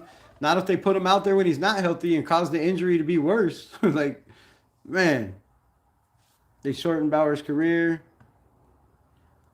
They haven't recovered from 2017. Candy Apple, salute. Salute everyone. I told everyone on my chat to come here. What's good? GeoMex, 4,000. Why do we keep going up? 3,000. What are we talking about? What do you want, bro? Do you like, do I like New York titles? What? I guess. JPJ should be at center anyways. I mean, yeah, bro. Tank Ratledge at 57, Jack Besh at 58. Talk that shit, Jason Downs. Tank Ratledge is killing it, right? Another guy I had on my board, man. Another guy I had on my list. Megalodon says that's true. Instead, thought they should move in front of Denver and get Bo Nix. God, I wish we would have got Bo Nix. Let the Broncos because he still didn't have a quarterback. We got Bowers with Minshew and AP. Man, right? It was crazy, bro. Nick Emmanwori played primarily man-based 4-2-5 defense. He is the opposite of the Pete Carroll. But that's what the Raiders ran under Patrick Graham is a 4-2-5 though. That's what we ran all the last 3 years is a 4-2-5. And there's still bits of it sprinkled in. Well, I guess not yet. This year I haven't seen any of it. But in the past he had Nick Emmanwori as a roamer. But Pete Carroll's that, Nick Emmanwori, bro, could have been that,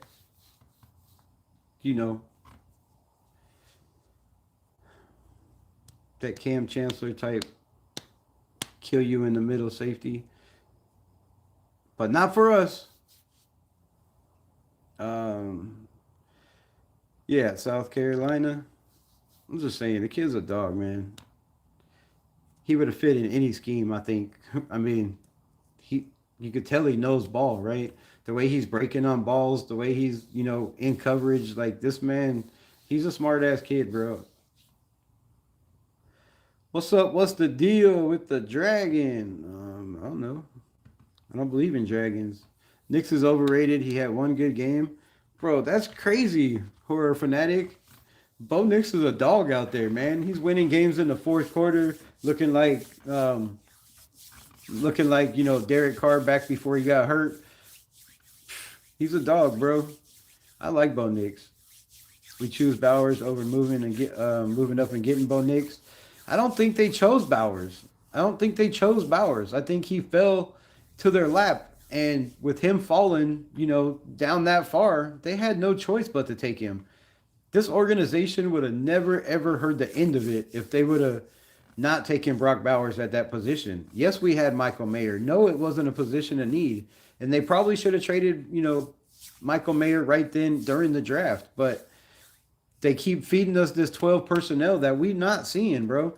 And I don't care that Brock Bowers is not out there right now and we can't run 12 personnel because they have Carter Runyon out there. And, Carter Runyon is a dog, bro. His raw scores were off the charts for a tight end. The dude is athletic as hell. He can block. He can catch. So he's not Brock Bowers, but damn, put him out there and give him a chance. We can still run 12 personnel. And instead, they're just letting Ashton Jeanty get mutilated back there.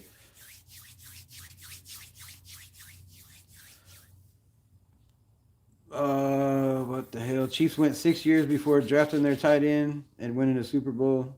Raiders could do the same. 2030 Super Bowl. I mean, yeah, but their tight end was Kelsey, and he's still a dog to this day. So there's a big difference, bro. Big difference. Bo Nix playoffs, first year, Derek Carr, 10 years. And look at the difference in the team, bro. Look at the difference in the team. Bo Nix has that top 5 Rich Gannon defense that made it, to 2 division titles in the Super Bowl against the Tampa Bay Bucks, right? That defense was top 5, top 10, but I believe it was top 5. So if you got a quarterback, say Mac Jones, for instance, with the San Francisco 49ers and their defense, you can get away with having a quarterback that's not Tom Brady, that's not Patrick Mahomes, that's not Joe Burrow, right? You can still win games. People say you can't. I've seen the Tampa Bay Bucks win a Super Bowl with Brad Johnson, bro. Like I seen the Ravens win with the hell's his name, bro? But y'all know what I mean. Good defense. Defenses win football. If you stop the other team from scoring, come on. You don't need a great offense. You just need an offense to put some points on the board, whether it be a touchdown, a couple field goals, right? But if the other team can't score, well, damn, they can't win. You can't win without scoring. So, Bo Nix has one of the best defenses in the NFL, bro. They're on pace to break the sack record from like the Chicago Bears, I believe, the '85 Chicago Bears, some shit. I don't know. I think I'm mixing my stats up. I got so many in my head, but man, the Broncos defense is crazy. When your quarterback gets opportunity after opportunity after opportunity because the defense constantly gives them the ball back, 3 and outs, 3 and outs, maybe a first down and a 3 and out.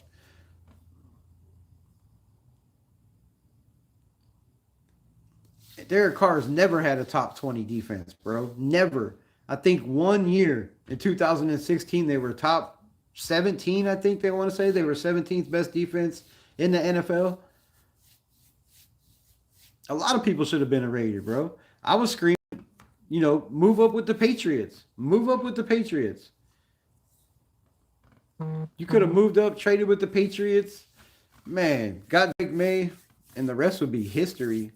We'd be on our way to the playoffs right now. You would think. But then again, you got to look at the guys in the building. Do you really want Pete Carroll drafting a quarterback when he believes Geno is God? Come on, man. I don't want Pete Carroll anywhere near drafting a quarterback next year. I don't. And I don't care if you say, well, I mean, look how many quarterbacks he's drafted. Come on. Russell Wilson? I don't want Pete Carroll anywhere near drafting a quarterback. If you believe Geno is elite, if you believe Geno is top 5 in the NFL, if you believe Geno is playing lights out like he said the other day, oh, Geno, he's playing lights out. He just had some good plays on him from the defense. Come on, man. We are so doomed if we don't get this old man out of the building. We can't draft a quarterback. We can't. I'm not bueno. What to do? We're in trouble, man. We're in trouble. We're in trouble. We should be playing Cam Miller to see what we have in him. I mean, 100%, right? What do we have to lose? Football games? We've won 2. We've won 2 games. What do we have to lose? Nothing. You have nothing to lose by seeing if Cam Miller can handle the pressure, except for ruining his mindset, ruining his heart, ruining his, shit, his pride when you go out there and all you've done is win, win, win, win, win, win, win, division title after division title, right? That's all he did. That's all he's done in college is win. Cam Miller's a winner. So you're really gonna throw him out there with this sorry ass team and tell him sink or swim like we did Aiden O'Connell? Aiden O'Connell's a strong ass minded kid, bro, because the dude is never folded. He always knows the system, and anytime they call on him, he goes out there and balls. So, yeah, I would like to see what we have in Cam Miller, but do we really want to destroy his confidence? Because I don't know, Aiden was used to winning and losing. He was 7th or 8th on the depth chart, worked his way up to be a starter after 5 or 6 years in college. So for Cam Miller, bro, I don't want to ruin his confidence on a shitty team. Let's get him an offensive line, get him a number 1 receiver that can stretch the field and then put him in. But right now, we're stuck with Geno. I mean, if anything, I want to see Aiden O'Connell play, but I don't want to win games. And I think he gives us a chance to win games. At this point, I'd rather just, get as close as we can to the number 1 pick and get our biggest needs solved, right? Because we got the tight end position solved. We have the running back position solved. We have the defensive end, one side of it solved, right? The defensive line is, we can get away with, I think, if we had someone on the back end to cover to make plays, to not give up 300 yards passing a game. Win now mode. If this is win now mode, why are we practicing on the field with Geno in the 4th quarter saying he needs practice? I think coach thinks it's preseason. I don't think he realizes the season has started yet. And like I said, Geomex, I believe he forgets what he says, bro. I don't think he realizes that his mind is going a little bit more than he believes. I mean, it's obvious from the press conference. If you can sit there and look at film and watch film and say, damn, Geno played good. If his son, Brandon Carroll, can look at this offensive line and say they played great. They played great. No, I got it. I got a clip of it. Hold up. Y'all don't believe me? This mofo said they played great. I ain't lying. I can't make this shit up. I can't. I would love to. I would love to try to make it up. I would love to wake up and think it's all a dream, right? But you can't make this shit up. But he definitely thinks it's preseason. I mean, all right, where's the clip? Oh, right here. Let's see if y'all can hear this. How would you assess the run game from the running backs and the blocking up front? How would you assess it all? Yeah, first couple of weeks, we didn't like how we're running the ball, and then we had a big breakout game in Chicago, obviously, but we really just wanted to find consistency in the run game, and we can know what to expect, game in and game out. And so, we didn't play balance the ball and do all that, so that's the path for us to keep staying in that. There's been a few key plays in these games where, especially in the middle, I guess the A-gap they would call it, where there's been some tough spots. What do you attribute that to, and how do you guys adjust as the season goes on? Yeah, with anything, we've got to work together as a group. Which the guys they've come together and they play for each other, which is fantastic. And we just have to be able to hold up our gaps and protect where we're supposed to protect and blockers with block. Which, in terms of assignment-wise, they've been great. But sometimes. In terms of assignment-wise, they've been great. In terms of assignment-wise, they've been great. You got guys going one way on the scheme. You got guys going the other way. And sometimes, yes, they call for that, right? I get it, right? Sometimes, you're got half, this half of the center blocking one scheme and this half blocking the other. I get it. But when they're constantly looking like chickens with their head cut off, you cannot say anything about Sunday, and Kansas City was great. Their blocking schemes have been great. They asked him 6 different questions in that interview. 6 different questions. His answer was the same every time. Well, the boys are coming together. They're playing for each other, and, that's what they need. They're getting better as a group. Their communication is getting better. Totally different question. What do you feel needs to change going forward? Where can you get stronger? Well, the guys are playing together. They're communicating well, and they're starting to bond, which you need to do. They're blocking the guys they need to block. That's our offensive line coach.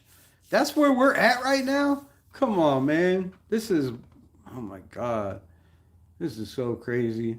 I can't remember winning a playoff game. That's rough. How old are you? It's horrible, bro. I feel sorry for the younger fans. When my cousin was with the Redskins back in the day, he was going to be a free agent. I thought he would be a Raider. Bro, that would have been sick. Have your cousin drafted for a team you cheer for? That would have been nice. Hard to believe Cousins is riding the bench for all that money while so many starting QBs are out. Preach that truth, horror fanatic. Preach that truth, man. I find it hard to believe too. And, maybe it's the money. If you trade him, they're going to restructure his contract, and he's not going to restructure it for less because he'd be stupid too, right? You're not going to go when you're a backup making more money. You're not going to go. I mean, unless you just are really a ball player and you really want to play football, more than likely you're not going to take less money to go be a starter than you're going to get as a backup. And I think the Falcons believe, that he's helping, Michael Penix day to day in the film room, right out on the field, making his reads when he has questions. It's good to have a guy like that in the locker room to talk to. But that's a lot of money, bro. It's a lot of money. And good thing they have Michael Penix on a rookie deal, right? Making what, $3-4 million? Raiders haven't won a playoff game since 2002. I know, bro. I know. It was the year my daughter was born. Raider fan for life. Salute to you. Cousins got his payday and is on the 401k plan, one step away from paradise. Gino got the same way, just like Garoppolo. Man, that's what we do here. These guys get their money and they don't want to play. Or they get in the building and they're like, bro, like Amari Cooper, they get in the building and they're like, this team is ass, bro. I'm out. I'm outie. I'm out. Gotta go. Players are loyal to the bank account, right? They don't give a F about the fans. And, they say they do, right? But like Max Crosby says, talk is cheap. But I hear him talking a lot. And I'm not seeing the results, bro. Not seeing the results. I'm not seeing a sack a game, 2 sacks a game. I'm not seeing you in the top 5 of every category. If you're the greatest of all time to ever step foot in a Raiders jersey at defensive end or in the NFL planet, bro, why aren't there more plays? Why aren't there more? We need more, right? You hear that's his motto. More is required. I know more is required. For $36 million a season, more should be required. You're the highest paid player on the team. That's usually a quarterback's position. You should be producing stats like a quarterback. And I mean, not stats like a quarterback, but turning the game around. Yes, you had a good game in Chicago. Yes, you had an okay game against the Titans, right? But come on, man. The rest of these guys making that money do this day in and day out. Every single game. They're constantly in the stats, right? Their fumbles, turnovers, sacks for loss, tackles for a loss, pressures. They're disrupting the hell out of the game. So, loyalty to the money, bro, to the money. We all know, we all heard Max talking on his podcast about how he, if shit didn't change, he wanted out. He would be willing to look at a trade because he wants to win a championship, right? He wants to win a title. But if that's the case, then why are you taking more money away from the team that they can spend to put guys next to you that are qualified, right? Instead of bringing in these $5 million a guy season, bring in a guy like Christian Wilkins that didn't work out. I get it. You swung for the fences. It didn't work out. But it was never a good contract to begin with. $160 million for Christian Wilkins. Come on, without him showing anything was never a good. There should have been incentives. They shouldn't have had so much guaranteed. Another thing that sent us back 25 more steps, bro. There's nothing we can do. They need to move Max to the offensive line. Why? Dude, he can't get past tackles one-on-one. You see these big, strong guys that have long-ass arms that are 6'7", 6'8", that he goes against? They don't need to chip. They don't need to send a tight end. They have a guard just in case he gets free you know, and then it might come over there and let this guy go and go hit the guys that have athletic guards that can pull and do that shit. But there's a lot of times he is one on one and goes nowhere, bro. It stood up. So um, you got to get stronger. You got to get stronger. Offensive line is he'd get worked on the offensive line, bro. Max Crosby only being able to take one step back and not use his speed or you know all this hand movement, chop kung fu shit, bro. He'd get murdered on the O line. I'm doing good. Salute to you, Raider fan. Peace out, Raider Nation. Got to go take my dog for a ride. Nice. Salute to you, my guy GMX. Don't think it will happen in Pete's lifetime. Jesus loves you. Jesus should love everybody, man. Don't single me out. Act like I'm the only one Jesus loves up in here. He loves all of y'all. Crazy talk. Tripping. Raider fan set 100 something. Thank you. I appreciate it. Appreciate it. Means the world. If they traded Joe Kobe, hope he goes to Tampa. That's a good call, man. That's a good call. Him and Emeka Ibuka would be absolutely devastating, bro. Devastating. But I really want him to go to the Giants. I think he would really help my guy Jackson Dart over there. I think you know, you'd give him a sure body that, you know, if you don't have the deep ball or if you don't have, you know, your corner routes or your fucking you know, your post routes or, you know, your dig routes. If you don't have these guys open, you can take the underneath shit. That's what Jacoby's there for. And I think he would help the Giants a lot, right? You see, you know, yes, they have a good offense and yes, they get the ball downfield, but they, you know, without Malik Neighbors, I mean, with Malik Neighbors, this offense would be nasty, scary, just filthy. But without him, they need help. And I think Jacoby Myers would be that man. Once I had a former Raider from 1903 Super Bowl team, was a drug counselor. Nice. Nice. Shout out to you, Oscar. Why do you like the Raiders if they suck then? Because I'm loyal, because that's the way I was taught, right? Never give up on something, you never quit. You stick with it till the end. Whether it brings you pain, whether it's suffer or misery, you work through it, right? And this is a team I love, man. Like, it's tatted on my arm, bro. Like, I love this shit.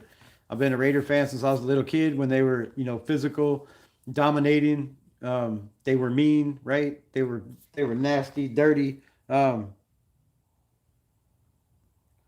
got something somewhere in here. Hold up. Did I not save that picture?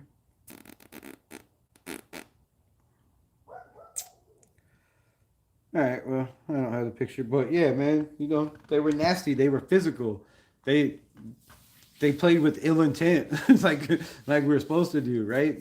Teams were scared to come to Oakland and play them. They didn't want to go to Oakland. Their fans didn't want to go to Oakland.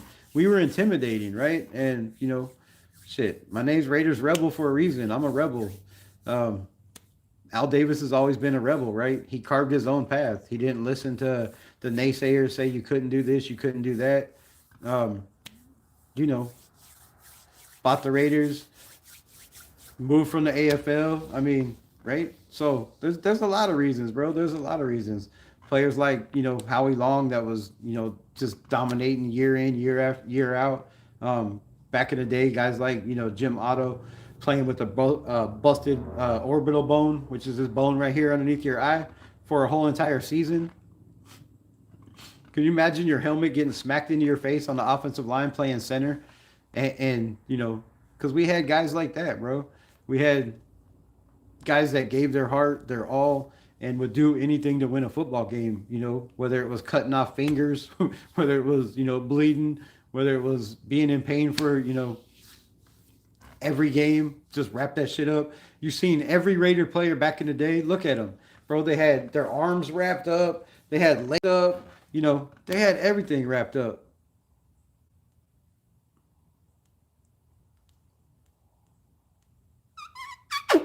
Can y'all hear me? Because my phone just jumped again. So Somebody let me know if you can hear me. If you can't, I'm gonna go. But I don't know what's going on with YouTube, constantly kicking me off. So far behind, GeoMix already came back. Damn, you can hear me? Oh, cool. All right. Well, I'll go back up and then read the rest of the chats, and I'm gonna get the hell out of here. I was there. I was there. Now I'm here. We can hear you. Thank you. I don't know what's going on with my phone. It just popped up and said I was live, and then all the chats went to the bottom and started over.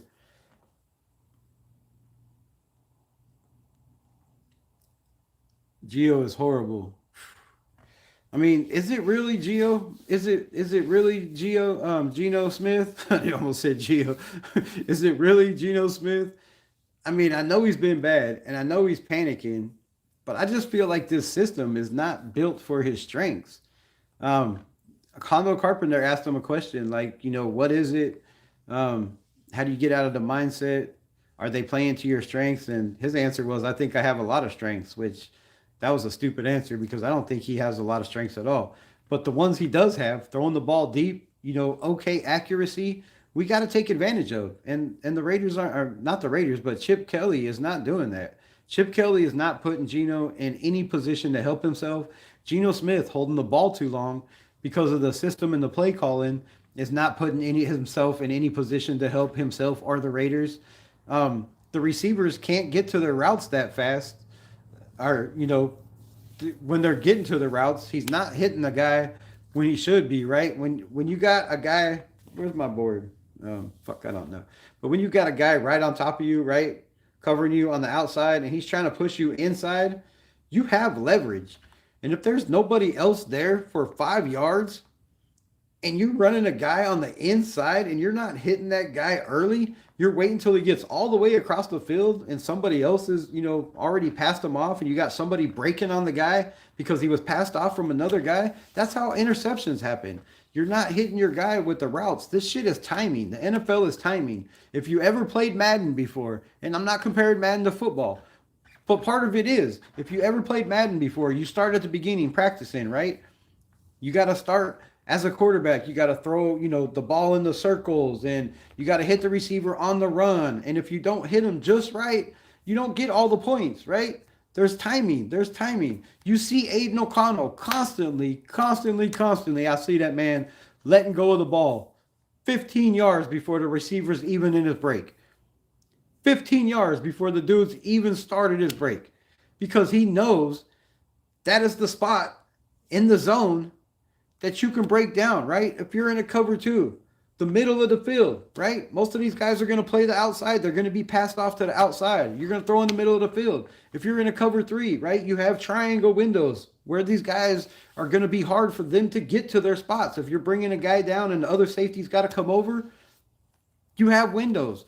But if you're not hitting those windows on time and you're looking at it, and if you can watch the film, he'll look right to his guy. He'll look. Most of the time, you're looking at that guy because you know this guy over here is hopefully going to be open when you turn to look and throw the ball, and you know where he's going to be. But unfortunately, he's waiting way too long, and by the time he looks, man, the route's already run. There's already guys closing on him. If you're running a 2-yard out from the running back, he waits till the dude gets all the way to the hashes before he throws the ball.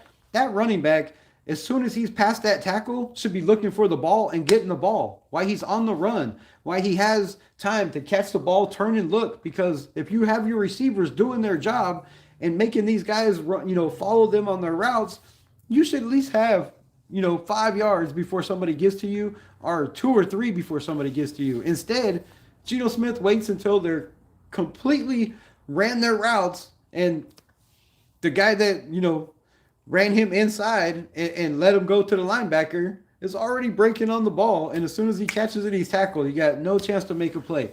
Timing is everything. And he holds the ball too long. The timing is horrible. You got to have a quarterback that knows the sweet spots, that knows where the play is going to be, where the receiver is going to run his route, when he's going to break on his route. Devontae Adams is a perfect example, right?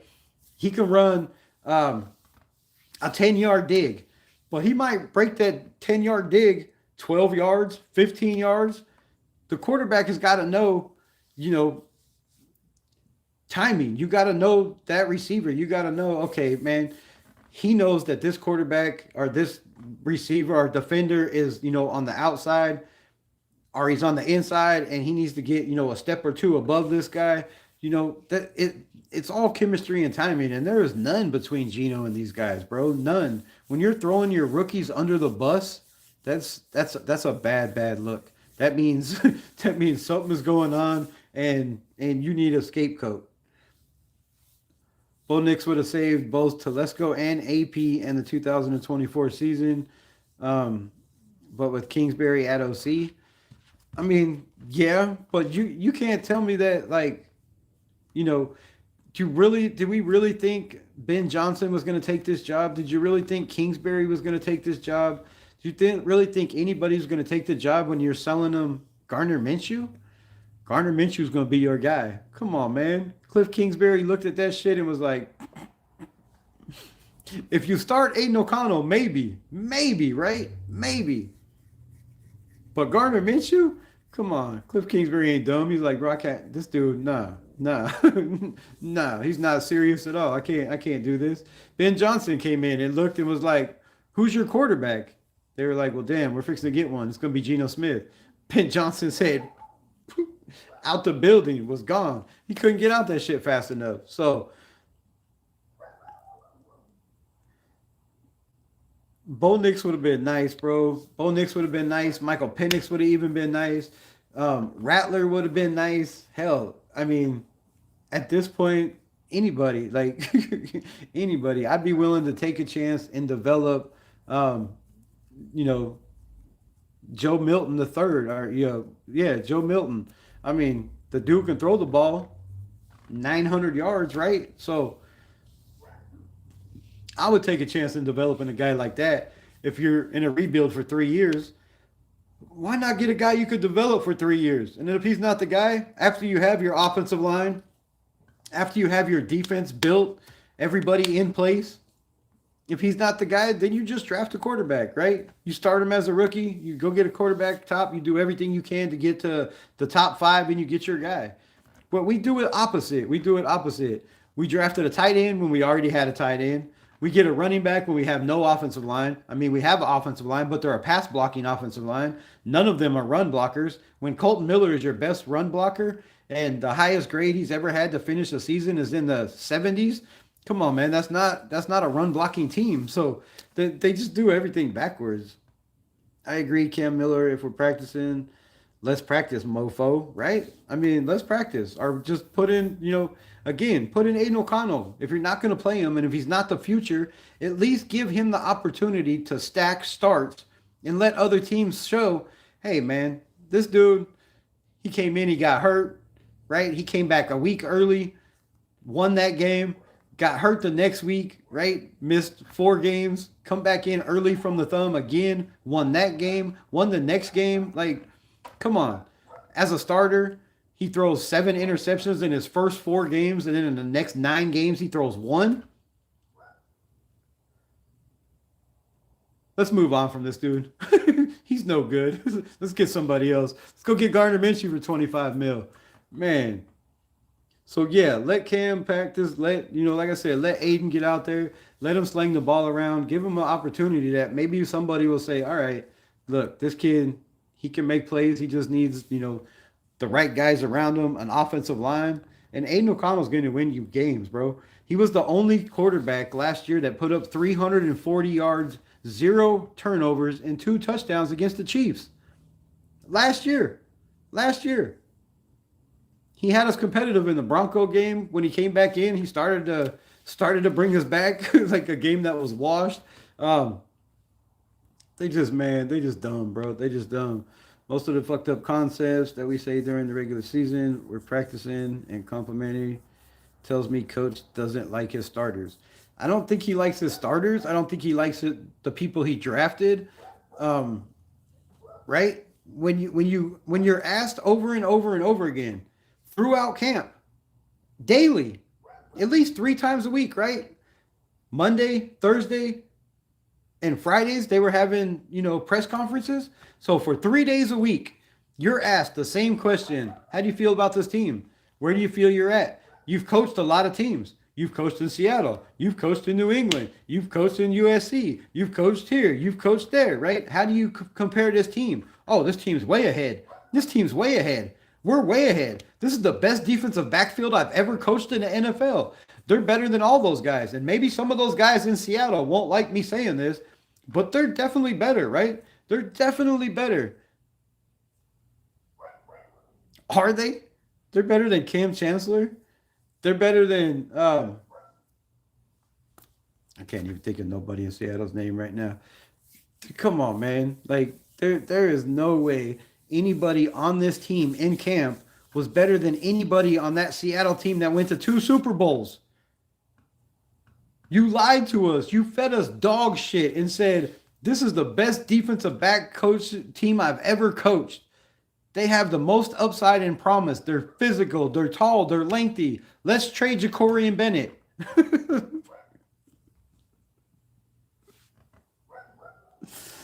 Oh, my God.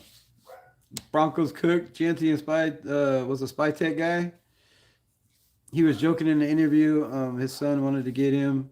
Yeah, but that was not, bro. That was a Pete Carroll. Watch that interview again. When they asked him about it, Pete Carroll jumps in the conversation, just cuts them off when Spy Tech was getting ready to answer. And he's like, yeah, like that's we all know Pete Carroll wants to run the ball. To develop what he wants on offense, right, for his quarterback to do. He talked about it all offseason. You have to make your quarterback comfortable. You have to have a running game. You have to have weapons. And this is what you bring in. So, and Jeanty's struggling, bro. He's struggling. Like on tape, really, he's struggling tremendously. There are so many plays where I'm thinking, damn, that's a big-ass run if you didn't just cut too many times, if you didn't cut back in, if you didn't make that wrong decision to stop instead of just blast through the hole. There's a lot of plays left out there on the field, and you shouldn't be getting that from a 6th overall pick, man. We could have got Cam Scatterboo in the 5th fucking round. Excuse my language, YouTube. The 5th round, we could have got Cam Scatterboo that's doing better than Ashton Jeanty right now, right? Isn't he right there? Right there in yardage? Jeanty had 1 game. Is YouTube sending you notice? They sent me one earlier. No. Candy called me Gino. now Rebel refers to Gino as Gio. Come on, man. I said I almost. I said G. Yeah. Almost. I caught myself, bro. I would not do you like that. But I could feel your pain, bro. And I apologize for her and me. What's wrong with you, Candy? Calling him Gino. That's horrible. Yeah, but his name doesn't fill the seats. It's getting to where it matters. If we get good or not, we hope enough. Restarting. Oh, I mean, yeah, it looks that way, right? But Gino was Gino really hyped at all to still be the quarterback out there? Raiders fan. I'm a Saints fan. We both have experienced pain. Yeah, a lot of pain. Especially when y'all beat us and we ended up winning the Super Bowl. Like, a lot of pain, bro. A lot of pain. We have a lot. There's a lot of teams that feel the pain of the Raiders trauma.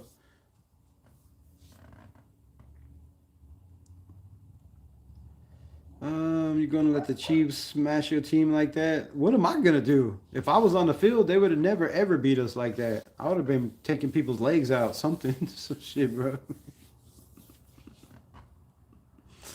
All right, man. Candy, what's good? I appreciate everybody that was in the building. I don't even know what this is. Is this mine? Oh, it's not even mine. Damn it. There's another package outside. So I appreciate everybody in the building. I love y'all. Protect yourself, protect your mind. If you ever need to talk, the hotline is always open. It is on the community page. Call, leave a message. I'll call you back. If your voice wants to be heard about the Raiders, the problems, any solutions, call the hotline. You know, we will do a mailbag on Wednesday, but so far nobody calls the hotline. All you gotta do is go to the community page, just pin, call, leave your voice, leave your problems. Let me know, man. We're a family here. So I love every one of y'all. I appreciate you rocking with me this long. And we're gonna get better, man. We're gonna get better. We're gonna get better. I don't know what has to be done. I'm working on solutions. And when I come up with one, y'all be the first to know. So Raiders, peace. Love y'all.